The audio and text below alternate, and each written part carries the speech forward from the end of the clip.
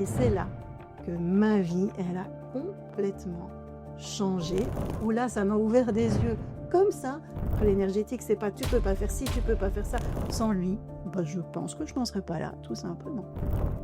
Ça a été vraiment un moment extraordinaire avec lui.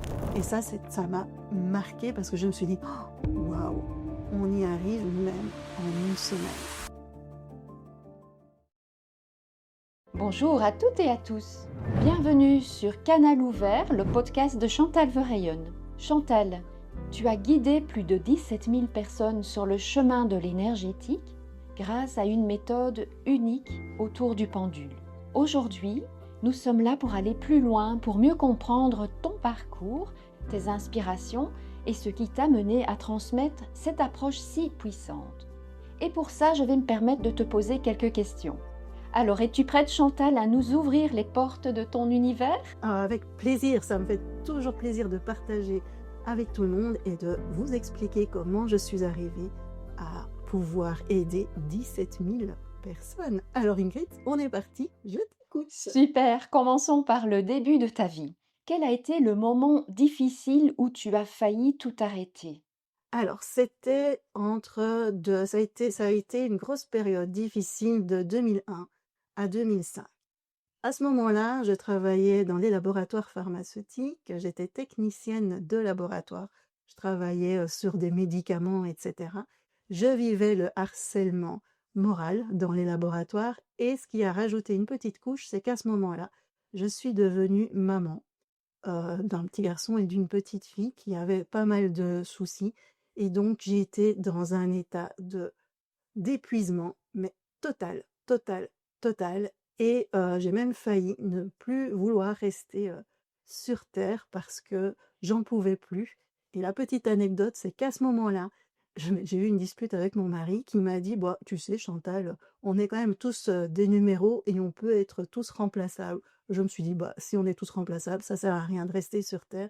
Et c'est grâce à mes enfants que je suis toujours là parce que je voulais pas leur faire vivre quelque chose aussi horrible que de perdre leur maman. Oui, ok, je comprends. Tu dis que le pendule t'a sauvé la vie. Que veux-tu dire par là ? Et bien justement, quand je me suis dit que je ne voulais plus rester sur Terre, je me suis dit: «Je peux pas laisser faire et donc il faut que je trouve une solution».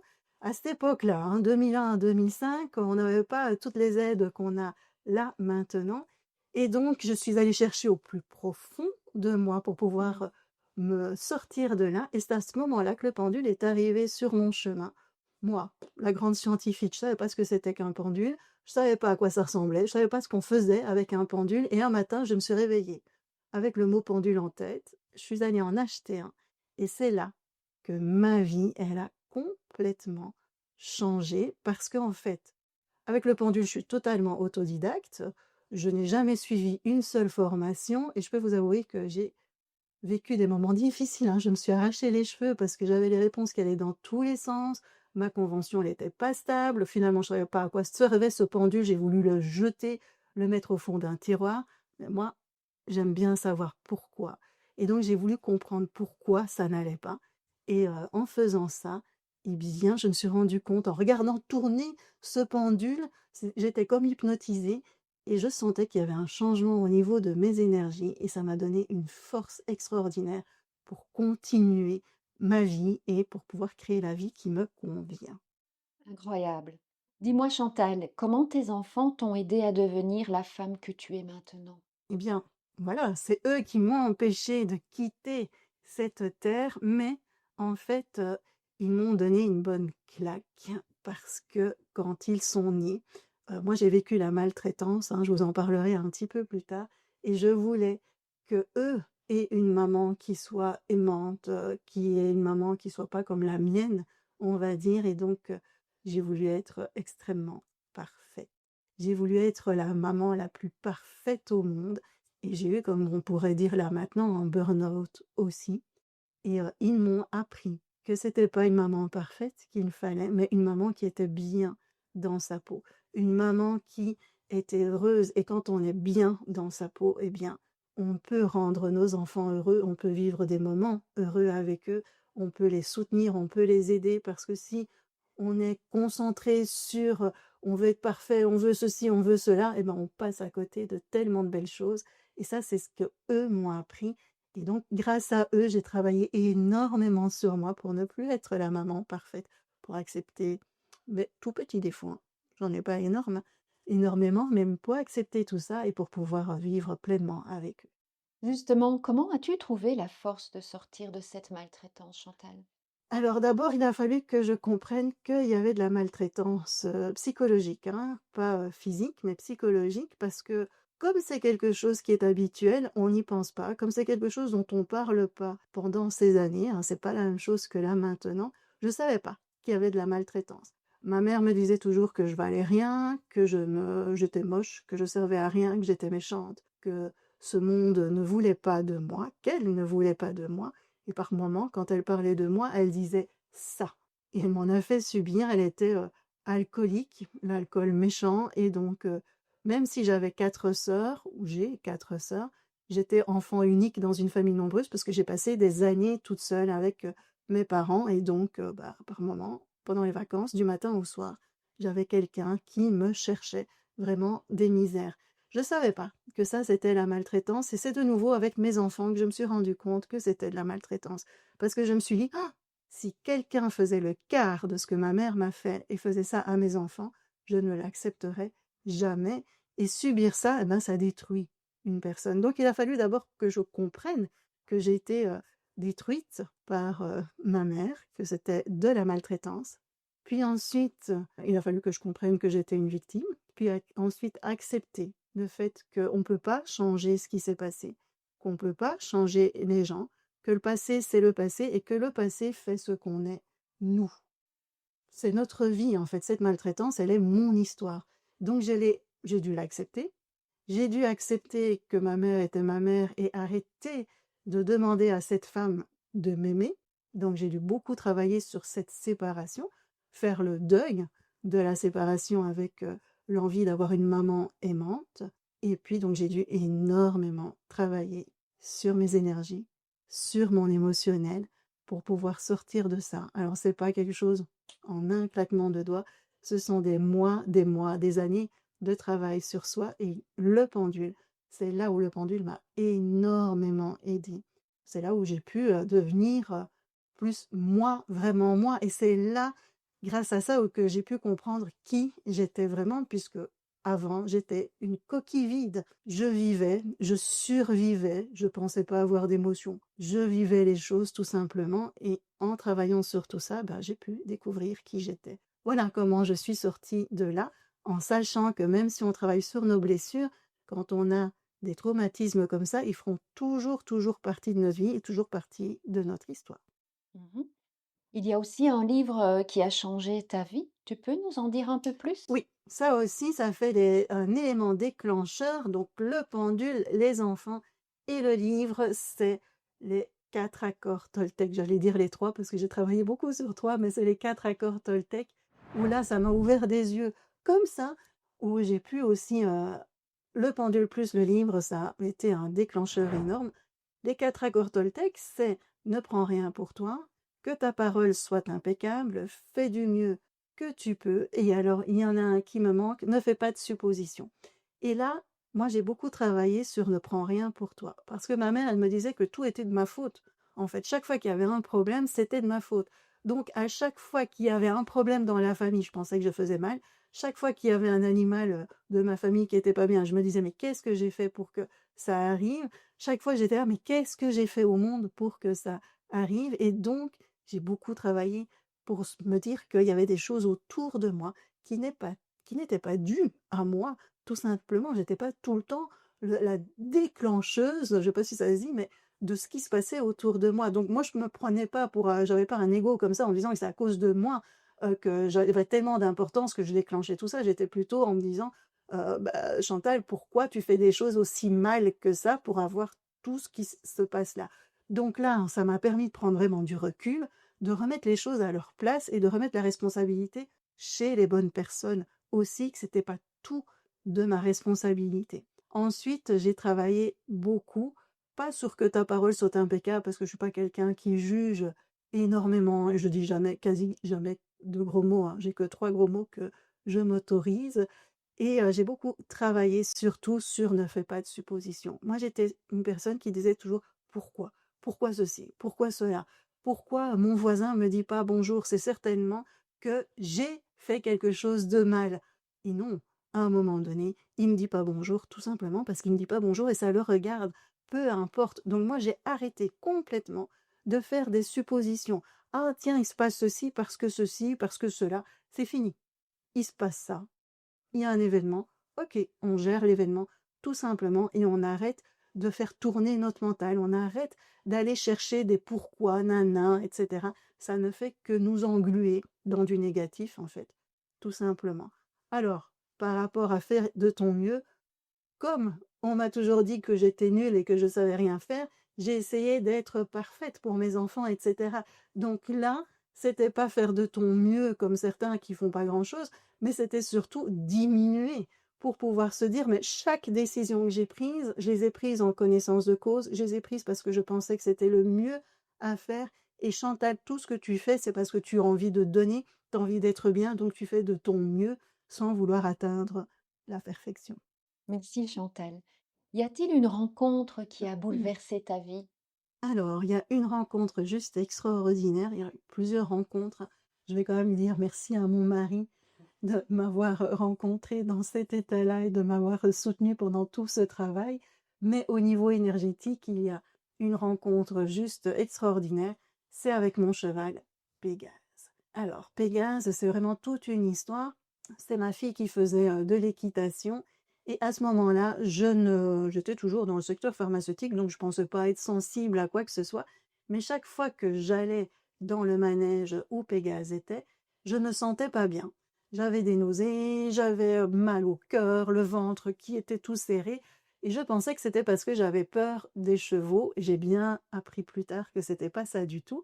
Mais là, j'étais là en me disant, ouf, je n'aime pas, j'ai trop peur des chevaux. Et il y avait un box qui m'attirait, c'était le box où Pégase était. Et j'allais toujours voir Pégase. Bon, il était enfermé en box tout le temps, je voyais que sa tête. Et là, j'allais le voir à tout moment. Puis un jour, le manège m'a appelé et il m'a dit Chantal, Pégase, ça va pas. Ou tu le prends, ou je le mets à l'abattoir. Bah, clairement, j'ai pris Pégase chez moi. J'ai la chance d'avoir une prairie à côté de chez moi que j'ai louée. Et Pégase, il est arrivé à la maison à pied. Hein, pour les chevaux, on dit à pied, parce que le manège, il est à 5 kilomètres de chez moi. Et donc, Pégase est arrivé à pied. Et là, je me suis dit, mais qu'est-ce que tu as fait là, Chantal? Pégase, il faisait 1,80 m. Pour moi, qui fait 1,58 m, c'est juste énorme. C'était une girafe. Plus il avançait, plus je le voyais énorme. J'avais peur des chevaux, il faut quand même se rendre compte, j'avais une peur bleue des chevaux. Il est venu, moi j'ai une allée, il a descendu l'allée, il est passé par le jardin, il est arrivé dans la prairie comme s'il connaissait tout. Et là, ben, ça a été vraiment un moment extraordinaire avec lui. C'est lui qui m'a ouvert les portes de la télépathie animale. Je faisais déjà un petit peu de pendule à ce moment-là. Donc je me dis, oh Chantal, c'est pas si mal, tu vas pouvoir l'aider parce qu'il est arrivé dans un état pas possible. Il était maigre, il avait été maltraité. Et donc, j'avais un tas d'os devant moi. Il a reçu des soins énergétiques, mais c'est lui qui m'a fait comprendre que je pouvais aller encore plus loin et c'est lui qui m'a donné tous les outils pour faire de la télépathie animale. Télépathie animale qui s'est après transformée en connexion avec l'invisible. Sans lui, bah, je pense que je n'en serais pas là, tout simplement. C'est une magnifique histoire. Merci Chantal. Que s'est-il passé, dis-moi, quand tu as osé dire que tu faisais de la radiesthésie? Alors là, ça a été très compliqué. Pégase est arrivé dans ma vie, je commençais à travailler sur moi avec le pendule, je trouvais ça génial et j'ai eu la bonne idée d'ouvrir un centre de bien-être dans un petit village à côté de chez moi, mais il fallait vraiment expliquer ce qu'on faisait dans ce centre de bien-être et donc j'ai pris mon courage à deux mains et j'ai fait des lettres que l'on met sur les vitrines où il était marqué radiesthésie. Ah, j'ai eu peur. J'ai eu peur parce que je pensais qu'on allait venir me chercher pour m'enfermer en disant mais c'est la folle ici du village, c'est la sorcière du village. Et donc j'ai eu en fait des anciennes mémoires qui sont revenues, des mémoires de vie antérieure, mais j'étais vraiment très, très mal. Je me disais chaque fois qu'il y a quelqu'un qui rentre dans ce magasin, c'est pour venir me chercher. Donc grâce au pendule, j'ai travaillé sur mes mémoires, mémoires de vie antérieure, des choses qui sont restées en nous pour libérer tout ça. Et maintenant, j'ai pas de souci de dire que je fais de la radiesthésie. Je fais des publicités Facebook pour le signaler. Donc là, plus visible que ça, on peut pas. Et je n'ai plus de peur. Et tout ça, de nouveau, grâce au pendule. Qu'est-ce qui t'a poussé à créer toutes les formations que tu proposes aujourd'hui? Alors, ça, c'est une bonne question parce que j'ai lutté beaucoup là-dessus. Moi, au début, je pensais que j'allais faire, par exemple, de l'énergétique et de la télépathie animale, rien que pour moi, pour mes animaux, et puis voilà. Puis j'ai fait aussi ce qu'on appelle, alors c'est pas de l'équi-coaching, mais j'ai essayé d'aider les personnes pour aller mieux via l'animal. Et à ce moment-là, j'ai décidé que je ne faisais plus du tout de l'énergétique, que c'était vraiment pour ma famille. Ça n'a eu aucun succès parce que j'étais pas alignée par rapport à qui j'étais. Donc, il fallait que j'arrive à trouver quelque chose qui était aligné par rapport à qui j'étais, et c'était bien sûr l'énergétique. Je pouvais pas abandonner l'énergétique. Comme j'aimais beaucoup les animaux, j'ai proposé de faire des séances de télépathie animale et de faire quelques petits soins énergétiques aux personnes que je rencontrais parce que j'avais entre-temps fermé mon centre dans le village d'à côté. Voilà, parfois, c'est pas toujours évident de pouvoir tout gérer. Et donc, quand j'ai rencontré les personnes qui venaient à moi pendant les séances, eh bien, il y avait des choses qu'ils me racontaient qui m'énervaient prodigieusement. Il faut savoir que je suis une hypersensible et donc chez moi, les émotions, elles vont souvent dans les extrêmes. Et donc, j'entendais des gens qui disaient, oui, j'ai rencontré un énergéticien qui me disait que je pouvais pas prendre un œil de tigre en main parce que c'était trop puissant pour moi, que je pouvais pas faire ceci, que je pouvais pas faire cela, qu'il fallait faire attention parce qu'il y avait que cet énergéticien qui pouvait s'occuper de moi. Et ça commençait à m'énerver parce que l'énergétique, c'est pas ça du tout. L'énergétique, c'est pas la peur. L'énergétique, c'est pas tu peux pas faire ci, tu peux pas faire ça. Attention, moi, je sais tout. C'est pas ça, l'énergétique. Et donc, j'ai voulu que on puisse donner la possibilité aux gens de connaître un énergétique qui était simple, bienveillant, éthique et à la portée de tous. Parce qu'à partir du moment où on respire, où on vit, on peut faire de l'énergétique. Il ne faut pas un don pour pouvoir le faire. Et donc, c'est pour ça que les formations sont nées. Je voulais plus faire de formation parce que dans le secteur pharmaceutique, j'étais formatrice professionnelle, j'étais consultante en formation. Et je me suis dit, bah non, Chantal, toi, tu es là aussi pour être bien aligné. Et l'alignement, c'est quoi? C'est l'énergétique, c'est le pendule. Et ce sont les formations parce que j'adore transmettre. Et donc, je me suis dit que ce que j'avais vécu, ça pouvait aider d'autres personnes. Et ça peut aider aussi d'autres personnes qui peuvent avoir un énergétique qui est possible pour tous sans avoir des rituels débiles, excusez-moi pour le mot, mais des rituels qui n'ont aucun sens parce que du simple, ça fonctionne très bien et c'est très puissant. Comment as-tu créé ta méthode? Alors c'est d'abord pas moi qui l'ai créée, la méthode, elle est venue à moi au fur et à mesure du temps. Je vous ai dit que j'étais autodidacte, donc ça veut dire que je n'ai fait aucune formation avec le pendule. J'ai acheté des livres et ce qui s'est passé, c'est que j'étais par moments épuisée et j'avais des nausées. J'étais pas bien quand je faisais des soins énergétiques aux autres ou il y avait quelque chose qui se passait qui n'était pas correct. Parce que si on fait des soins pour les autres, pour les aider, c'est pas bien que nous, on s'épuise. C'est pas bien que ça nous apporte quelque chose qui n'est pas bon. Je me dis, là, c'est pas équilibré. Il y a quelque chose qui cloche. J'ai essayé de comprendre ce que c'était. Pourquoi j'ai toutes ces drôles de sensations. Alors vous allez me dire, oui, c'est parce que tu prends les énergies de la personne. Ben, peut-être, puisque comme je n'avais pas été formée, je le faisais certainement. Oui, c'est parce que tu es hypersensible. Peut-être aussi, mais il y avait encore quelque chose d'autre. Je me dis, il y a quelque chose qui ne va pas. Et un matin, oh ben, j'ai reçu la réponse, comme avec le pendule, et j'ai été méditer. Alors, c'est quoi cette réponse? C'était les cercles de lumière. Et donc, j'ai été méditer pour partir à la rencontre de ces cercles de lumière. Et c'est là que j'ai compris. J'ai compris que quand je faisais des soins, je faisais appel à aucune énergie particulière. J'utilisais mes propres énergies, donc j'étais totalement épuisée. Et puis, j'ai compris que j'étais une hypersensible et que je ressentais les énergies qui étaient autour de moi. et que dans les énergies qui étaient autour de moi quand je faisais un soin, il y avait des énergies qui étaient néfastes pour moi et pour la personne qui recevait le soin. Et ce sont ces cercles de lumière qui m'ont expliqué cela, qui m'ont appris tout ça. Donc c'est pas ma méthode, c'est la méthode des cercles de lumière qui est venue à moi pour que je puisse avoir des soins qui sont efficaces et qui sont en pleine sécurité, où on ne s'épuise pas, où on n'a pas des énergies néfastes qui viennent nous embêter pendant ces soins. Alors vous allez me dire, c'est qui ces cercles de lumière? Eh bien, ce sont des énergies d'amour inconditionnel qui sont là pour nous aider à faire des soins, pour nous guider, qui sont là pour l'humain, pour que l'humain puisse rayonner sur cette terre. Parce que c'est vraiment ça qui est important, c'est que l'on puisse rayonner sur cette terre. Ok. Dis-moi, Chantal, faut-il un don pour réaliser ta méthode? Je viens de le dire, hein, mon objectif, c'est que tout le monde puisse y arriver, donc il ne faut pas de don. En fait, chacun a un don. Vous respirez, vous avez de l'énergie, vous pouvez faire de l'énergétique. Tout le monde a ce don en main. La seule chose qu'il faut, c'est être attiré par le pendule. Si on n'aime pas le pendule, on ne va pas aimer la méthode des cercles de lumière avec le pendule, ça ne va pas résonner. Mais si on aime le pendule, si on est attiré par le pendule, si on est attiré par l'énergétique, eh bien cette méthode, elle est pour tout le monde et elle fonctionne magnifiquement bien. J'ai quand même eu 17 000 stagiaires et il y en a plein qui utilisent cette méthode et qui voient les changements dans leur vie.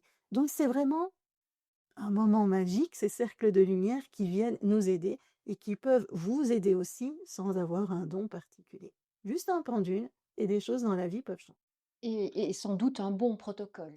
Un bon, oui, tout à fait, un bon protocole où on vous explique comment bien commencer, ce qu'il faut faire pendant le protocole, comment faire un bon soin énergétique, comment travailler sur ses déséquilibres, comment travailler sur son émotionnel grâce au pendule et comment bien terminer pour que tout ça soit en sécurité et qu'on ne s'épuise pas du tout. Chantal, pourquoi ta méthode ne fonctionne-t-elle pas sur certaines personnes? Alors, c'est vrai que je vous ai dit que si vous aimiez le pendule, si vous adhérez au cercle de lumière, normalement, il y a 100% de chances que ça fonctionne. Mais pour certaines personnes, ça ne fonctionne pas parce qu'il y a des résistances. Il y a des personnes qui veulent des résultats comme ça. Et non, c'est pas en 1 heure de temps qu'on a des résultats qui vont être profonds, qui vont être durables. Quand vous venez en masterclass, vous allez avoir des résultats, mais ça va peut-être pas être profond ou ça va pas aller dans le temps. Et ça, il faut l'accepter. Je vous ai dit par tout ce par quoi je suis passée, je vous ai dit ça m'a pris des mois, des semaines, parfois même des années pour travailler dessus. Mais moi, j'étais quand même très loin. Alors que quand on est en formation, on est accompagné, on reçoit tout ensemble. Moi, j'ai tout trouvé toute seule, donc ça m'a pris du temps. Et voilà, mais on ne peut pas ne pas se dire qu'il faut prendre du temps. Ça prend du temps parce que ça travaille sur notre émotionnel, ça travaille sur nos déséquilibres énergétiques. Il faut que l'énergie, elle se remette en place. Et donc, il faut laisser le temps au temps aussi. Il faut pouvoir prendre parfois des pauses parce que c'est fatigant. Si vous travaillez sur une grosse mémoire de vie antérieure, et ben parfois, vous pouvez être pendant une semaine fatigué. Donc, il faut vraiment prendre du temps pour que ça se mette en place. Et il y a des personnes qui ne veulent pas du tout. Puis vous vous souvenez que j'avais parlé des 4 accords Toltec qui est que ta parole soit impeccable. Il y a des personnes où ça fonctionne pas. Elles ne veulent pas. Des personnes, comme je les appelle les petits grincheux, qui sont tout le temps dans la négativité, qui trouvent que c'est jamais bien, que ça fonctionne jamais bien, que c'est pas ce qu'ils voudraient, que ça aille plus vite, qui sont toujours dans la plainte, toujours dans le fait d'être victime, etc. Ça fonctionne pas. En fait, ma méthode ne peut pas fonctionner parce que si on vous aide à mettre des déséquilibres énergétiques en place, à les enlever, si on vous aide à ce que émotionnellement ça aille mieux, mais que derrière on est tout le temps dans les plaintes, dans la négativité, eh ben ça casse tout, ça cassera toujours tout à ce moment-là, parce que quelque part, malheureusement, le négatif casse beaucoup plus vite ce que l'on met en place de positif. Donc il faut vraiment prendre le temps, s'entraîner encore et toujours essayer, toujours garder le cap de vouloir s'en sortir. Il y a des personnes qui veulent pas, il y a des personnes qui aiment bien être dans leur zone de confort, même si cette zone de confort, elle est inconfortable. Donc, la toute première chose qu'il faut admettre quand on veut travailler sur ses énergies ou quoi que ce soit, c'est de sortir de sa zone de confort pour pouvoir avancer. Et ça, c'est pas agréable parce qu'il y a des peurs, etc. Et des personnes préfèrent ne pas faire ce travail-là, tout simplement. et c'est leur droit, bien entendu. Une personne nous a dit qu'elle avait travaillé sur ses chakras à vie. Est-ce possible? Alors ça, j'adore, j'adore. Ça, c'est une anecdote où, fut un temps où je faisais plein de salons bien-être pour expliquer que j'étais là, que j'existais, et cetera. Et il y a une personne qui est venue à mon stand et qui m'a dit: «Bon Chantal, moi, j'ai pas besoin de toi parce que je viens de sortir de 15 séances énergétiques pour travailler sur mes chakras. Maintenant, ils sont équilibrés à vie». Soin de soin, je dis toujours à ça, parce que c'est pas possible. Même moi, ça fait 20 ans que je fais de la radiesthésie, 20 ans que je travaille sur moi et j'ai toujours des déséquilibres énergétiques. Alors d'autant plus quand on est hypersensible. Quand on est hypersensible, on est sensible à tout ce qui nous entoure, sensible aux émotions, etc. Donc il y a toujours quelque chose au niveau de nos énergies qui bouge. On aura toujours des déséquilibres énergétiques. Ce qui est important, c'est qu'on ait des déséquilibres énergétiques qui n'aient pas trop d'impact sur notre vie. C'est ça qui est important. Alors se dire: «Je fais un travail et puis c'est fini», bah, moi, au bout de 20 ans, j'aimerais bien connaître cette recette-là parce que je pense que c'est pas possible. Parce qu'il va arriver quelque chose.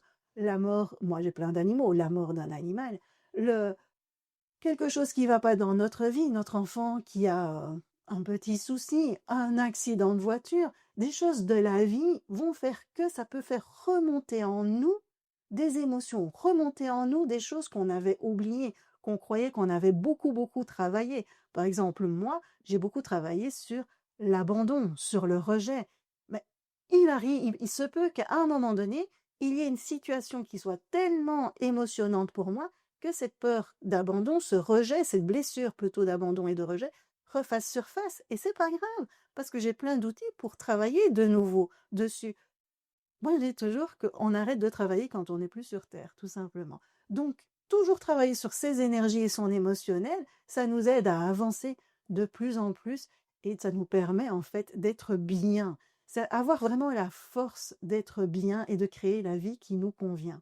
Alors la vie, elle sera toujours avec des hauts et des bas, tout simplement, mais si on est bien à l'intérieur de soi, on va pouvoir faire face aux aléas, aux défis de notre vie.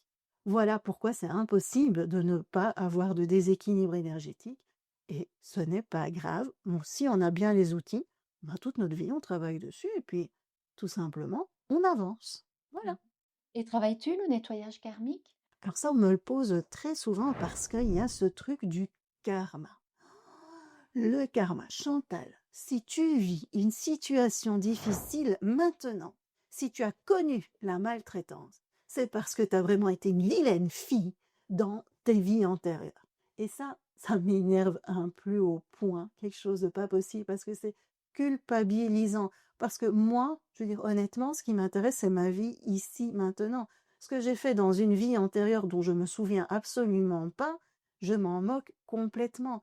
En plus, dans les vies antérieures, je pense pas qu'on en ait fait qu'une seule, hein. On en a fait peut-être des centaines ou des milliers. Et dans ces vies antérieures, on a été sympa, une fois méchant, ou encore plein d'autres choses. Et donc là, on décide, j'invente, qu'en 2025, c'est l'année où tu vas vraiment morfler et que tu vas vraiment payer tout ce que tu as fait de mal dans les vies antérieures.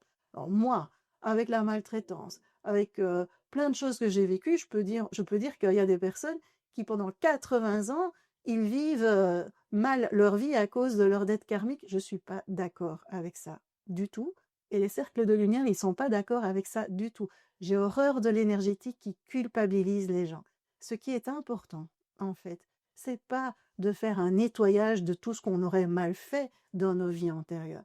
C'est de savoir que oui, dans cette vie-ci, on peut avoir des bagages qui viennent de nos vies antérieures qui peuvent faire des déséquilibres énergétiques. Ce qui est important, c'est de travailler ici, sur cette terre, nos blessures. J'ai travaillé les blessures d'abandon, de rejet, de maltraitance, et encore d'amour pour soi, de lâcher prise, et encore plein d'autres choses. Et c'est ce qui fait que je fais un nettoyage, peut-être de vie antérieure aussi.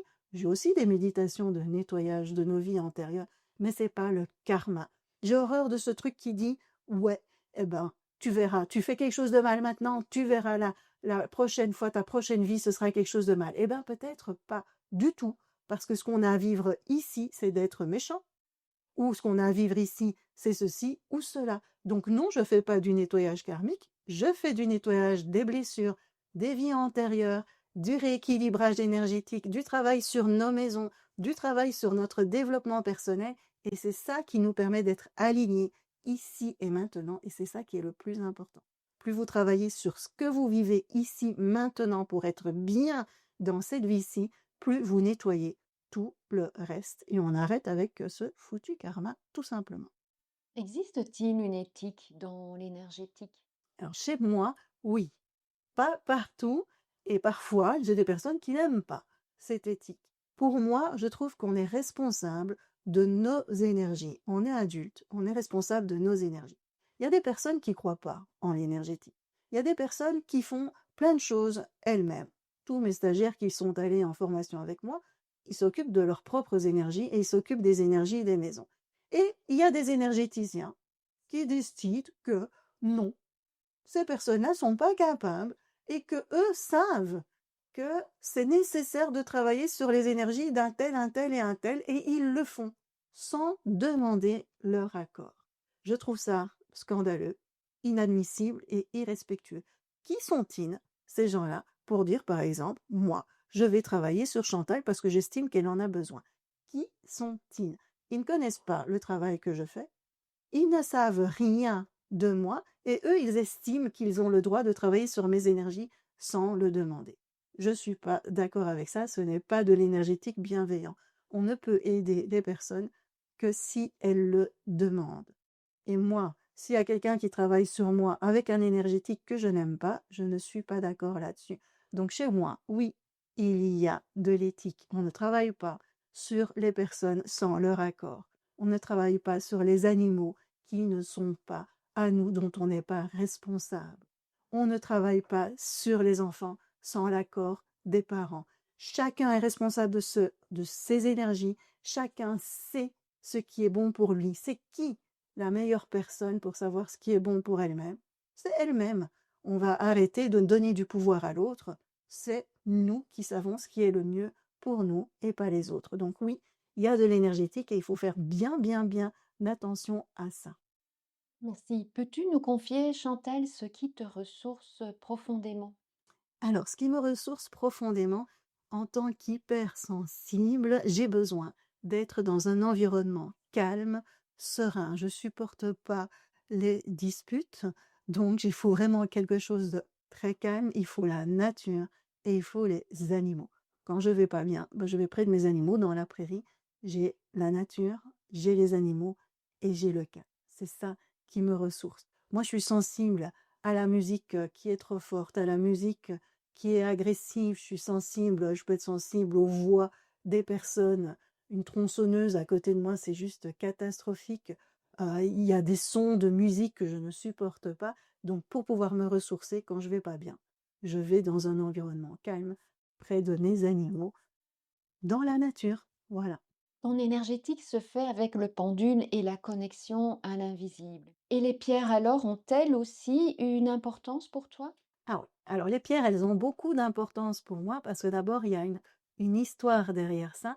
C'est que mon papa, il était ingénieur civil dans les mines. Et donc, on a beaucoup, beaucoup, beaucoup eu de pierres à la maison puisqu'il ramenait chaque fois des mines, des minerais, hein, des pierres, etc. Donc, j'ai été depuis toute petite sensible à l'énergie des pierres. J'ai toujours aimé les pierres, toujours les toucher, les avoir auprès de moi. C'est quelque chose qui m'a toujours apporté du bien. Alors ces pierres, elles peuvent faire du bien à d'autres personnes aussi. Il faut être juste sensible aux énergies des pierres. Et donc moi, une maison sans pierres, c'est quasi impossible. Les pierres, on peut les prendre sur soi, on peut avoir en bracelet, on peut les avoir dans les poches. D'ailleurs, quand je vous ai dit hein, que j'avais mon petit centre de santé, ben là, je vendais des pierres déjà aussi. Et je mettais plein de pierres dans les poches pendant mes soins. Des pierres pour me protéger, des pierres pour m'enraciner, des pierres pour m'ouvrir à l'invisible. Maintenant, tout ça, avec les cercles de lumière, tous ces protocoles sont mis en place. Je m'ouvre bien à l'invisible, j'ai des bonnes protections, donc j'ai plus trop besoin de pierres pour ça. Et maintenant, j'utilise plutôt des pierres pour mon, mon environnement, pour mes pièces. Voilà. Et quelles sont les pierres qui t'accompagnent tous les jours? Alors, les pierres qui m'accompagnent tous les jours, c'est comme celles que vous pouvez voir derrière moi. Là, pour le moment, c'est beaucoup, beaucoup la labradorite parce que c'est une pierre qui me fascine. Le fait de la tourner et d'avoir des reflets qui peuvent être un petit peu jaunes, qui peuvent être bleus. Alors, j'ai une labradorite bleue et une labradorite rose. Moi, c'est vraiment, vraiment les couleurs qui sont importantes. La bleue, c'est vraiment un bleu pétant. Le rose, il est doux, mais vraiment intense. Alors, je vais dire doux et intense parce que comme c'est un peu irisé comme ça vient chercher chez moi un petit peu, je sais pas ce que ça vient chercher chez moi, de la chaleur, je me sens protégée et donc c'est pour ça qu'elles sont là, pour que cette pièce, il y ait toute cette énergie qui est là. Dans chacune des pièces de ma maison, il y a des pierres. L'autre pierre pour le moment avec laquelle je suis beaucoup, c'est la malachite. La malachite qui est verte et en fait, j'en ai besoin parce que je suis née en République démocratique du Congo où il y a beaucoup de malachite et donc quelque part, c'est une pierre qui me ramène à certaines racines et qui est dans le vert, vert intense, qui est aussi des différentes nuances de vert et le vert, bah, on est aussi dans l'amour, dans la guérison et donc ce sont ces énergies-là que j'ai envie de mettre dans ma maison. Et donc toutes ces pierres, tu les proposes aussi en boutique en ligne Oui. maintenant? Ah oui, oui, oui. J'ai fait une boutique en ligne parce que j'ai pensé aussi que ces pierres, ça pouvait apporter aux personnes de l'apaisement. Alors les pierres, c'est vraiment un complément par rapport à un travail sur nos énergies et sur notre émotionnel. Ça peut être un petit boost pour nous aider à aller un petit peu plus vite. Et dans la boutique, eh bien, c'est ma fille Julie qui s'occupe des fournisseurs, qui s'occupe de faire les colis, etc. Et ça me met en joie parce que ma fille fait partie des hypersensibles, voilà, et donc c'est difficile de trouver un travail en tant qu'hypersensible parce qu'il faut pouvoir gérer les collègues, il faut pouvoir gérer plein de choses et ça, c'est compliqué et donc ça me met en joie de pouvoir lui permettre de trouver un travail dans lequel, elle puisse, s'épanouir et vraiment avancer dans sa vie.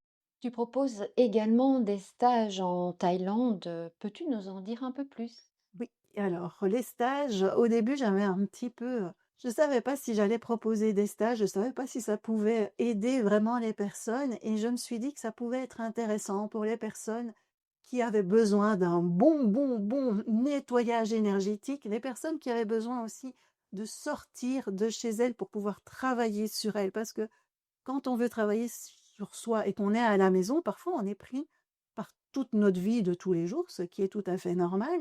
Et parfois le fait de changer de pays, surtout que la Thaïlande, il y a beaucoup, beaucoup d'énergie super forte, ça permet de faire un bond en avant dans sa pratique énergétique ou dans son travail énergétique. Donc c'est pour ça qu'il y a le stage, parce qu'un stage, c'est quand même 7 jours où on est ensemble, 7 jours où on travaille sur ses énergies, 7 jours où on peut être pour la personne et faire des soins, on va dire, qui sont quasi personnels, hein, qui sont vraiment, alors pas personnels, personnalisables, on va dire, en voyant ce dont la personne a besoin. Donc ça donne un coup de boost dans son travail au niveau émotionnel et au niveau énergétique. Et quand on sort de chez soi, on est dans une bulle et là, c'est une semaine de lâcher prise. Une semaine où on oublie ce qui nous entoure, on se rend même plus compte que le temps passe et donc voilà, la Thaïlande nous apporte ça parce que c'est un pays vraiment où là, il n'y a pas du tout de lendemain. Les Thaïlandais, ils vivent souvent le jour. Et donc quand on va dans un pays où les personnes vivent le jour, ah, ça nous apporte mais vraiment un apaisement parce qu'on n'est plus du tout en phase avec ce que l'on vit ici en Europe. Quels sont les souvenirs qui t'ont le plus marqué lors de ces stages? Alors les stages en Thaïlande, moi j'ai toujours magiques parce qu'on est en connexion, on est en contact aussi avec des éléphants qui sont en liberté dans le lieu dans lequel on se trouve. Déjà, on dort dans l'endroit où les éléphants sont en liberté, donc on mange avec des éléphants qui passent tout près de nous, c'est juste là, tout simplement magique.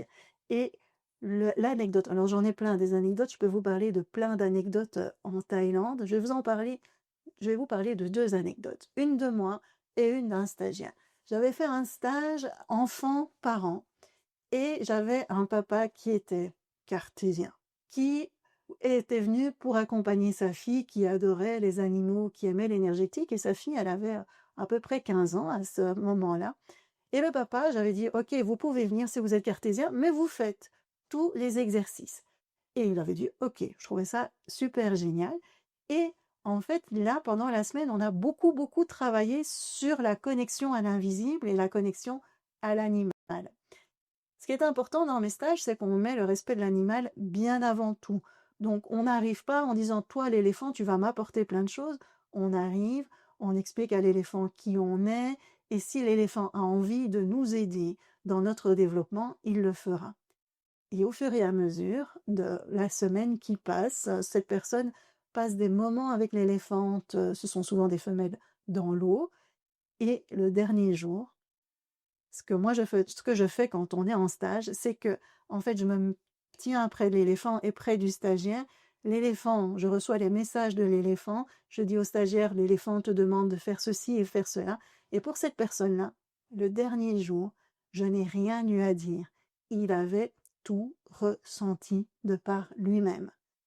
Et il est sorti de la baignade avec l'éléphante complètement perturbé parce que vous arrivez en tant que cartésien, vous repartez en ayant ressenti et en ayant reçu un message de l'éléphant, c'est juste extraordinaire. Et ça m'a marqué parce que je me suis dit: «Oh, waouh, on y arrive même en une semaine». Donc c'est vraiment quand on est dans un cadre comme ça où tout est fait pour ça, il y a des déclics qui se font qui sont juste pas possible. Alors, je vous donne mon anecdote à moi.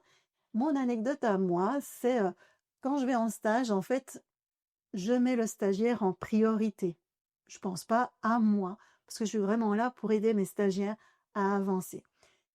Je vais donc dans le lieu, hein, je vis la même chose que les stagiaires, et la première nuit où je suis arrivée dans ce lieu, je rêve de l'éléphante qui me prend avec sa trompe dans l'eau et qui me fait voyager dans l'eau comme ça. C'était juste magnifique comme rêve, donc je me réveille vraiment très heureuse d'avoir rêvé ça.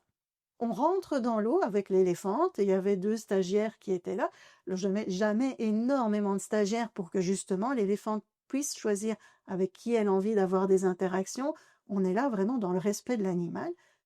Il y a de l'interaction, l'éléphante choisit avec qui elle a envie d'interagir et à un moment donné, je sens une trompe qui passe entre mes jambes et qui me fait passer devant les stagiaires et qui me met face à elle.